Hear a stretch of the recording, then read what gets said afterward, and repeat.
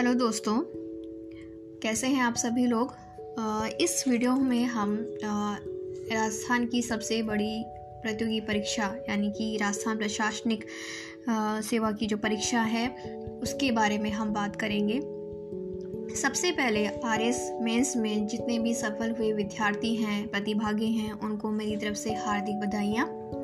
दोस्तों, आपने राजस्थान की सबसे बड़ी और कठिन प्रतियोगी परीक्षा का पहला पड़ाव यानी कि प्री और दूसरा पड़ाव यानी कि मेंस एग्ज़ाम को क्लियर कर लिया है। अब बस एक पड़ाव और बाकी है। इसके बाद आप राजस्थान की प्रशासनिक सेवा में भागीदारी के लिए काबिल हो जाएंगे। आपको राजस्थान की नीतियाँ और कार्यक्रमों के क्रियान्वयन में भागीदारी करने का बहुत मौका मिलेगा और जो भी आपके सपने हैं, जो आपने सोच रखा होगा, उनको पूरा करने का भी मौका मिलेगा। दोस्तों, मेंस को एग्ज़ाम क्लियर करने के बाद आपने काफ़ी हद तक इंटरव्यू के लिए तैयारी करनी शुरू कर दी होगी। वैसे कोविड का टाइम है तो हम कोचिंग तो कर ही नहीं पाए होंगे, लेकिन बहुत सारे प्लेटफॉर्म आजकल हो गए हैं, सोशल प्लेटफॉर्म वगैरह, उससे आप तैयारी शुरू कर चुके होंगे। आप किसी भी तरीके से तैयारी कर रहे हों, दोस्तों के ग्रुप बनाकर या किसी गाइड की हेल्प से या ऑनलाइन प्लेटफॉर्म से, हमारे मन में कुछ बेसिक सवाल होते हैं जो हम जानना चाहते हैं पर वो हमें कोई बताता नहीं है। यहाँ मैं इन्हीं सवालों का जवाब देने में आपकी हेल्प करूँगी। आई होप कि ये वीडियो आपकी तैयारी करने में थोड़ी हेल्प कर पाए। चूँकि मैंने भी 2 बार आरएस का इंटरव्यू दिया है तो मुझे इस बात की जानकारी है कि एक इंटरव्यू देने वाले कैंडिडेट के मन में क्या सवाल उठते हैं, उन्हें किन चीज़ों से डर लगता है या कोई ऐसी चीज़ें जो हमें लगता है बहुत छोटी हैं पर हम उनको अवॉइड करके चलते हैं। हम इस वीडियो में पॉइंट टू पॉइंट इस पर बात करेंगे। दोस्तों, पहला सवाल ये उठता है और हम सबके मन में डर लगता है। हम प्री में भी ये सोचते हैं, मेंस में भी ये सोचते हैं और इंटरव्यू के बाद तो काफ़ी सोचते हैं कि क्या हम इस एग्ज़ाम को पास कर पाएंगे, इस आखिरी पड़ाव को पार कर पाएंगे। क्योंकि अगर असफल हो गए तो हम जानते ही हैं कि आरएस परीक्षा पंचवर्षीय योजना की तरह होती है और यदि असफल हो गए तो हमने जो इतना वक्त इस परीक्षा में लगाया है व्यर्थ चला जाएगा। दोस्तों, यह डर सही भी है, इसलिए मैं आप सभी को ये सलाह देती हूँ और मैं जो भी मेरे से पूछता है कि हम आरएस की तैयारी कैसे करें, मैं उन सबको ये सलाह देती हूँ कि आप आरएस की जो सिलेबस है मिलते जुलते सिलेबस की तैयारी करें और कोई ना कोई ऐसी प्रोफेशनल डिग्री अपने पास रखें ताकि आप जॉब सिक्योरिटी रहे और बिना किसी डर की आप इस एग्ज़ाम की तैयारी कर सकें। और आपने देखा भी होगा कि कुछ लोग ऐसे भी होते हैं जो बड़ी बड़ी मल्टीनेशनल कंपनीज की जॉब छोड़ के आरएस या आईएएस की तैयारी भी करते हैं। तो हमें किसी तरीके का डर अपने दिमाग में रखना ही नहीं है।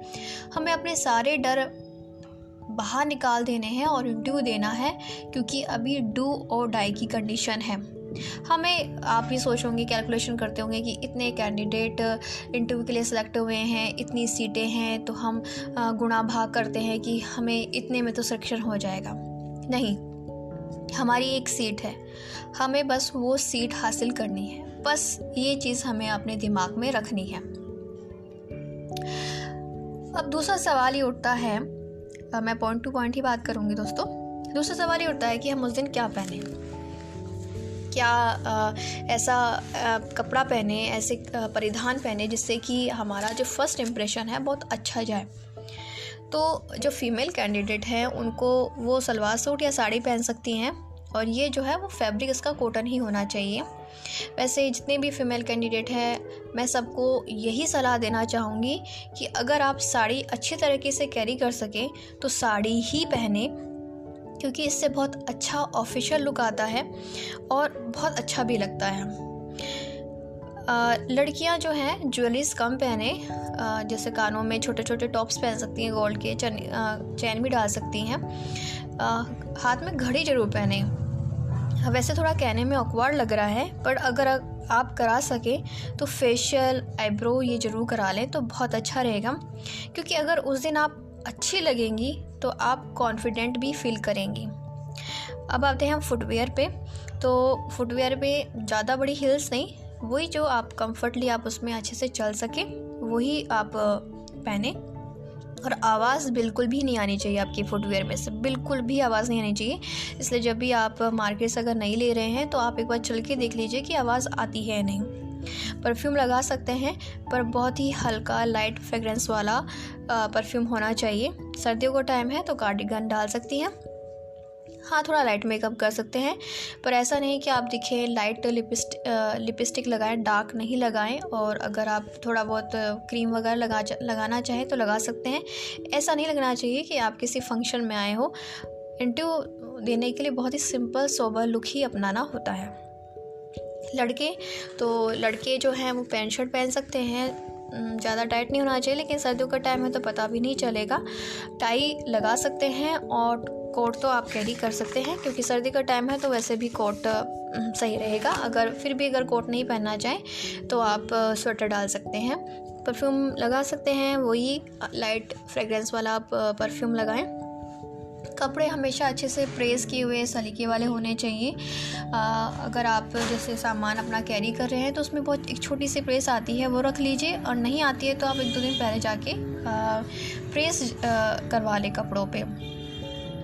अब दूसरा सवाल ये है कि वहाँ अजमेर जो है कब पहुँचें। 1 दिन पहले जाना ठीक रहेगा, 2 दिन पहले जाना ठीक रहेगा, या उसी दिन जाना ठीक रहेगा।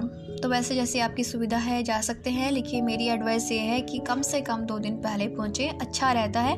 क्योंकि आपकी थकान मिट जाती है, चेहरे पे जो थकान है वो नहीं रहती है, आप फ्रेश फील करते हैं, इंटरव्यू भी आप अच्छे से दे पाएंगे। और जो आप थोड़ा सा रिवीजन करना चाहते हैं वो भी कर पाएंगे। एक बार RPSA का आप राउंड लगा सके तो आप इसको राउंड को लगा लीजिएगा।